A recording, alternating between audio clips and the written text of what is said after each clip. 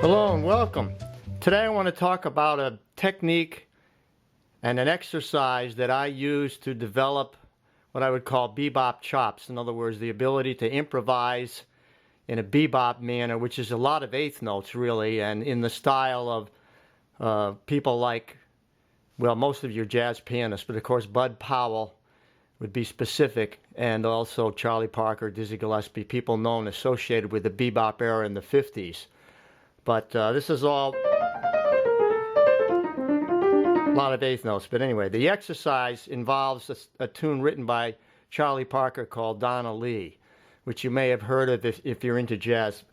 But this tune can be found in the real book, or you can download it from my website. But you'll need to get a hold of the tune as an exercise to practice. But basically, the tune goes like this. That's the opening phrase. And so what you want to do is to learn it by just playing it emphatically like this and slowly.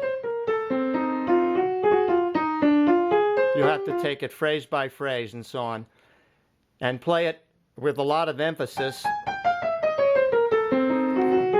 like that and so on. And then eventually, when you've learned it, you want to then introduce the metronome. And this is the key to the whole thing, is the metronome and playing it to 2 and 4. So now I'm going to set that at, say, like 92. You're probably going to want to start out really slowly. And you're probably going to want to start out with it being on quarter notes, just to get used to it. If that's quarter notes, then it'd be 1, 2, 3, 4, 1, 2.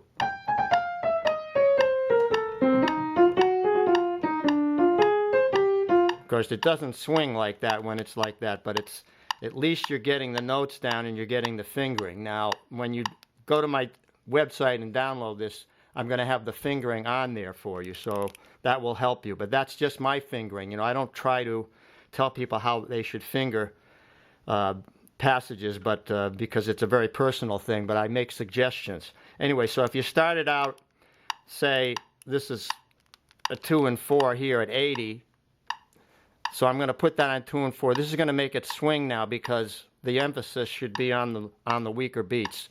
And the 1 and the 3 are the strong beats. That's what would be played by the bass player if we were playing in 2. But, so we're going to count it like this. 1, 1, 2, 3, 4. 1, 2, 3, 4. 1, 2.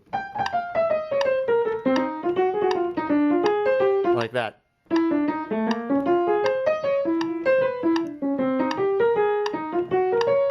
And I messed it up pretty well, but I'll try it again. 1, 2, 1, 2, 3, 4.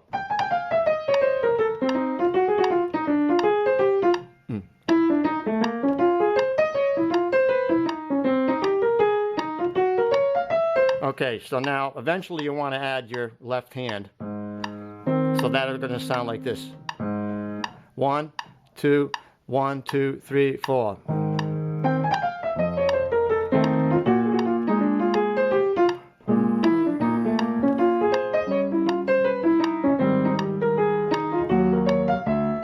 Okay, so now the idea of this is to get really good at it by practicing it at different tempos. So you start it out slow, then you speed it up gradually and try to get it up to maybe 100. I'm going to demonstrate what that'll sound like later on, but for now, that's the exercise in just a short explanation.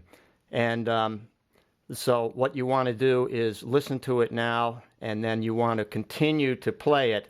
And then once you're through with the melody, then continue in an improvisational manner, keeping the same feeling that you had in your hands and the same kind of sound in your ears as the Donna Lee song. So you retain its qualities as you're improvising. Of course, improvisation is a whole a different subject, but this is to kind of perfect it or work on it and make it better. So hopefully for the intermediate level and advanced people, this will be something that is a useful tool for you.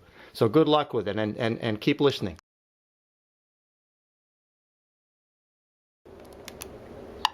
And now we're set for 100 on the 2 and 4. 1, 2, 1, 2, 3, 4.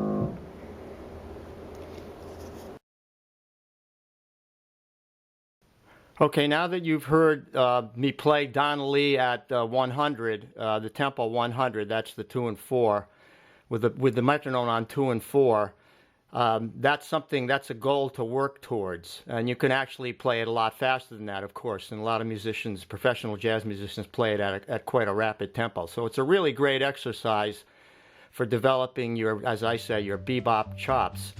So I hope this is helpful to you if you're into developing that particular ability. It was helpful to me to do this, and it's always a good exercise to go back to whenever you need to get your chops in shape. So good luck with it, and then please subscribe and tell me how you enjoyed this. Thanks a lot. Bye-bye.